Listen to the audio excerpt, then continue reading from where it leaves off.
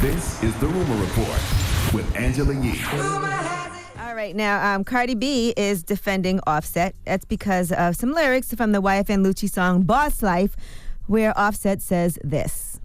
Whole lot of gang in here. Now I'm starting to get no names in here. No, figuring close to clear. What they can spend on a private live.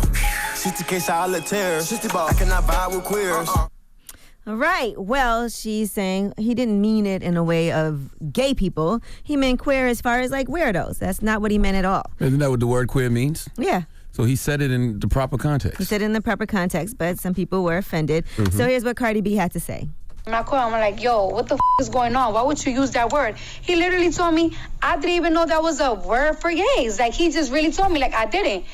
And it has a different vocabulary on the dictionary. Now, if that's a word that you guys said that is a bad word for gays, I never even heard that word in the first place. Why don't y'all educate people about it? A lot of people are not aware about what's wrong or right in the LGBT community. That is a fact, though. And I've been screaming that for years. Because it's LGBTQ now. Like, you can't be mad at somebody for what they don't know. I was listening to Oprah's Super Soul podcast this morning, and it was an old interview with Maya Angelou, and Maya Angelou said, when you know better, you do better. So you can't be upset with somebody when they don't do better if they don't know better. Yeah, so it's a teachable moment. Yes. You can say, okay, that sounds wrong because of this is what's going on in the world. And when you said that word and you said, I cannot vibe with queers, this is how we took it. We understand that that's not how you meant it, but just be more careful. And he used it in the proper context. Okay. Now, Too Short is being sued for sexual assault. There's a woman who is saying, her name is Tiana Lewis.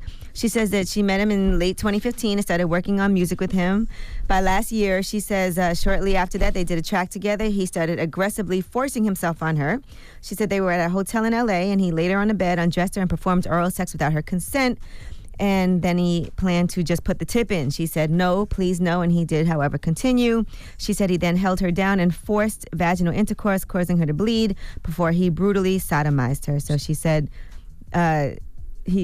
she didn't want it, basically. And so she's saying he raped him? Yes. Raped her? Yes, a lawsuit over these assaults. Now, he is saying that nothing wrong happened, and he has hundreds of text messages proving that everything was consensual. Yeah, I heard that some of those text messages basically are showing him, them trying to extort him as well.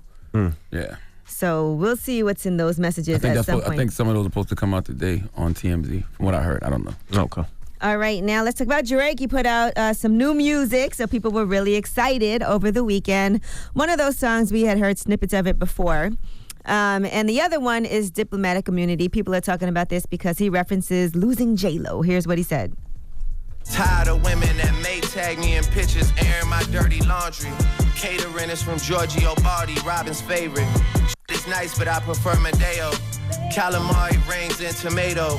I got the sauce, and now shorties keep claiming Prego.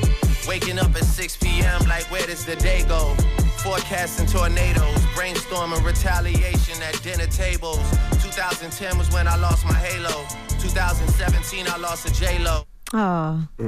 Well, J-Lo's definitely lost now. You could forget that. Yep. And then, in addition, it seems like he's not a big fan of Joe Budden, or I guess what was formerly Everyday Struggle. Here's what he said.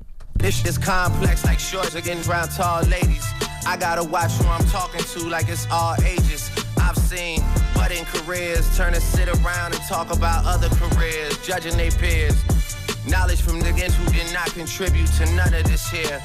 All right. I dig both those records. I really like God's Plan. God's Plan is a dope record. But it amazes me that Drake can still cause this type of hysteria with music. When he drops records? I mean, you think about how long his run has been thus far. Right. And think about how many people whose sound has burned out from producers, whether it was back in the day with Timbaland and Pharrell, or, you know, when Ja had his run, or 50 had his run, or DMX had their run, Nelly had his run. The fact that people still have not tired of Drake is unreal to me.